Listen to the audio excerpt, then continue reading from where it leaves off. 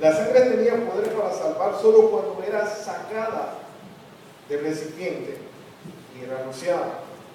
Porque los israelitas no podían simplemente dejar el envase de la sangre en la puerta y decir, no importa lo que hagamos con ella, después de todo es sangre, sangre es. En otras maneras, ellos eran israelitas, eran el pueblo de Dios, Dios los amaba. Ellos simplemente pudieran haber dejado la sangre en la puerta y decir, sangre es. De cualquier manera tiene que funcionar. Pero había un requisito, había una condición de que esa sangre, la sangre que estaba en este recipiente, tenía que ser rociada. Porque los israelitas no podían simplemente dejar el envase o el recipiente de sangre en la puerta y decir, no importa lo que hagamos con ella, después de todo sangre es.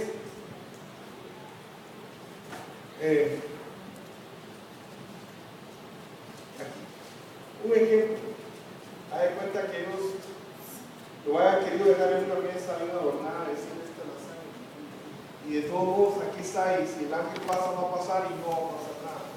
La condición era que tenía que ser rociada. Aleluya. Dice, y ahora imagínense, ¿qué creen ustedes que pasaría si ellos no hubieran rociado la sangre en los ustedes?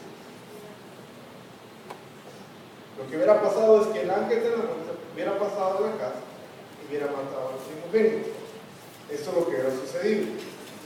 Si el ángel de la muerte hubiera entrado a ese lugar, la sangre tenía que ser levantada o sacada del envase y rociada sobre la puerta para que cumpliera el propósito de protección. En otras palabras, a la hora de rociar la sangre sobre el lintel, esto hacía una protección sobre el hogar, una protección sobre los que estaban viviendo en esa casa. Esta sangre en Éxodo 12 es un tipo de la sangre de Cristo. Y eso es lo que vamos a trasladar hoy.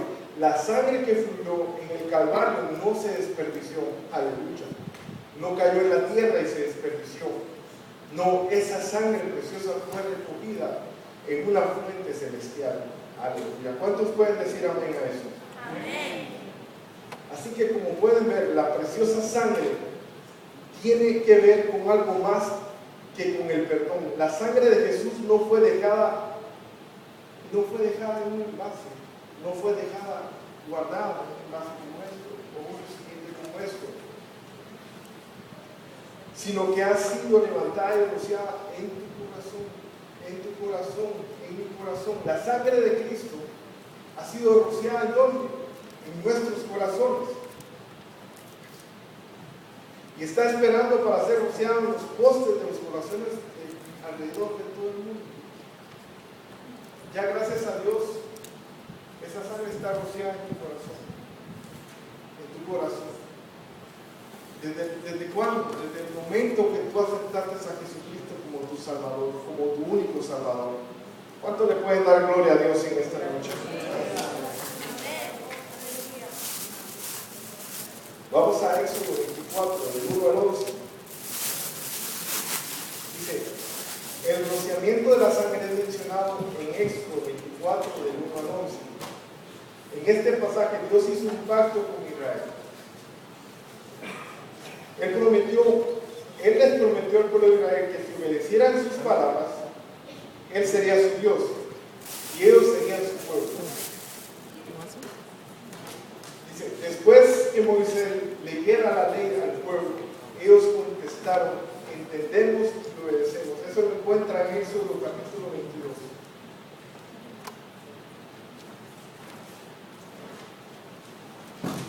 Ellos estuvieron de acuerdo con entrar en el pacto con el Señor. Ahora vean esto. Ahora miren esto bien importante. Ahora pues, este pacto debía ser sellado, rectificado y hecho válido, y eso solo podía suceder a través del rozamiento de la sangre de Cristo. Dice, Hebreos nos dice que Moisés tomó la sangre y roció el mismo libro y también a todo el pueblo. Miren, a eso es lo que yo quiero llegar y quiero que usted me ponga atención en esto. La sangre derramada del holocausto estaba en un envase, en un recipiente como este. Quiero que me pongan atención. Moisés tomó parte de esa sangre y derramó parte de ella cerca del altar. Después tomó un hisopo, lo entró en el envase y roció parte de la sangre sobre las 12 columnas. Dice que las 12 columnas representan las 12 tribus de Israel. Por último, Moisés mojó el hisopo y roció al pueblo con la sangre. La sangre que cubría al pueblo selló el pacto. Dice, es claro del pasaje que el rociamiento de la sangre les otorgaba a los israelitas pleno acceso a Dios, con gozo. En esta ocasión no tenía nada que ver con el perdón y remisión del pecado, sino más bien con la comunión. Ahora ellos habían sido santificados, lavados, aptos para estar en la presencia de Dios. Mire el efecto que hace la sangre de Jesucristo en nuestras vidas. Nos hace aptos para estar en comunión y en la presencia de Dios. Mire qué tremendo es esto de la sangre de Jesucristo. Más adelante, en el capítulo 24, podemos ver que dice: entonces Moisés, Aarón, Nadab y Abiú y los 70 ancianos subieron al monte a reunirse con Dios. Y el Señor se les apareció y debajo de sus pies había un embaldosado de zafiro. Eso está en Éxodo capítulo 24. Estos hombres vieron una mesa delante de ellos y las escrituras dicen que con facilidad, comodidad y sin temor a ser juzgados, ellos se sentaron a la presencia de Dios y comieron y bebieron con Él. Mire qué tremendo. Cuando yo me estaba poniendo a leer el capítulo 24 de Éxodo, y me doy cuenta que a través de la sangre que ha sido derramada, estos hombres tuvieron acceso a sentarse a comer. Dice que una mesa fue preparada con ellos y tuvieron acceso a sentarse a comer con Dios. Mire qué tremendo. Mire qué privilegio tan grande. ¿Se imagina usted tener un privilegio así tan grande? Una experiencia así de que haya una mesa servida donde usted se pueda sentar y comer. Pero esto se debió a un acto que fue realizado y fue el rociamiento de la sangre. Amén.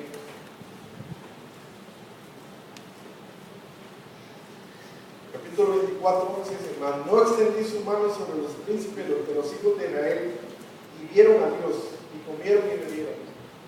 Esta frase en el capítulo 24, 11 significa que estos príncipes no alcanzaron misericordia de Dios. En el capítulo 19 de Éxodo, Jehová le dice a Moisés que prepare al pueblo, que lo prepare y que todo el pueblo se santifique. Porque en el capítulo 24 vendría esto, que el pueblo de Israel iba a tener una experiencia con Dios. Pero a lo que dice la palabra de Dios y a lo que dicen algunos comentaristas bíblicos, es de que estos príncipes de los hijos de Israel no estaban limpios, no estaban preparados. Y todo aquel que no está limpio, ante la presencia del Señor, ¿qué pasa? Ellos no aguantaron la presencia del Señor, ellos fueron fulminados ante la presencia del Señor. Dice, esto es simplemente sorprendente. Estos hombres comieron y bebieron en la misma presencia de Dios, cuando momentos antes ellos también temieron por sus vidas. Era porque la sangre había sido rociada y ellos comprendían el significado de la protección, el poder y la seguridad que hay en ella. Ellos no tuvieron temor. La sangre de Cristo nos da protección, nos da poder y nos da la seguridad que hay en ella. Aleluya. ¿Cuántos alaban la gloria del Señor? Amén. Ahora bien, ahora no necesitamos esos pactos como se hacían en el Antiguo Testamento. Escuchen esto. Mis amados jóvenes, hoy estamos en un pacto nuevo con Jesucristo, un pacto sellado con su propia sangre. Y de igual manera hoy, cuando su preciosa sangre es rociada en nuestra alma, es con el propósito de tener comunión, al igual que purificación. Es para que con todo de nuevo puedas ir con facilidad, sin temor al juicio, a la presencia de Dios y tener comunión con Él. Se otorga acceso a Él sin que el pecado te condene.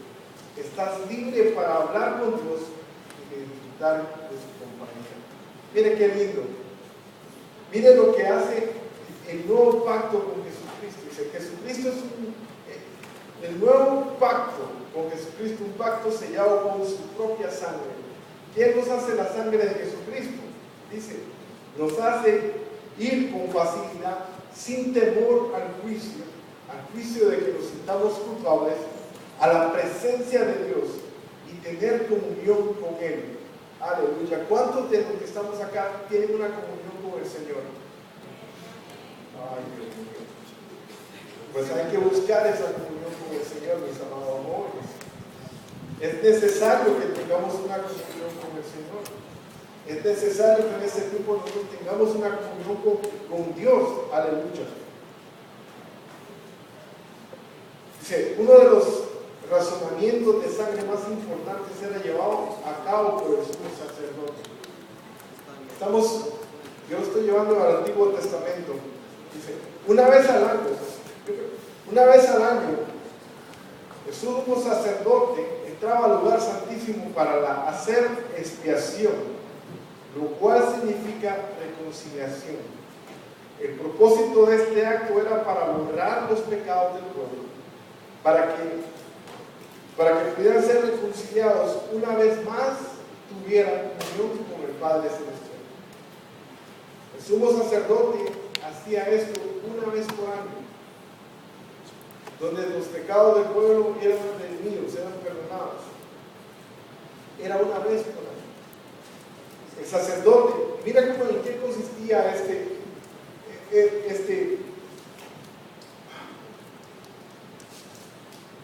miren qué consistía este acto. El sacerdote llevaba un puñado de incienso, un incenciario lleno de brasas de fuego del altar y un recipiente de sangre de un becerro al lugar santísimo. Dentro del lugar santísimo había una arca, encima de la cual una tapa dorada alrededor. Esto era el propiciatorio donde Dios se sentaba. Era su misma presencia. El propiciatorio tenía 2 querubines dorados en cada lado, con sus alas extendidas cubriéndolos. Era que consistía este acto.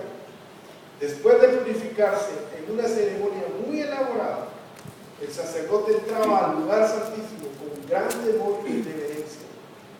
El sacerdote tenía que estar limpio, tenía que estar sin mancha delante de la presencia de Dios. Porque si el sacerdote estaba en pecado o tenía una falta, ahí mismo quedaba muerto ante la presencia del Señor.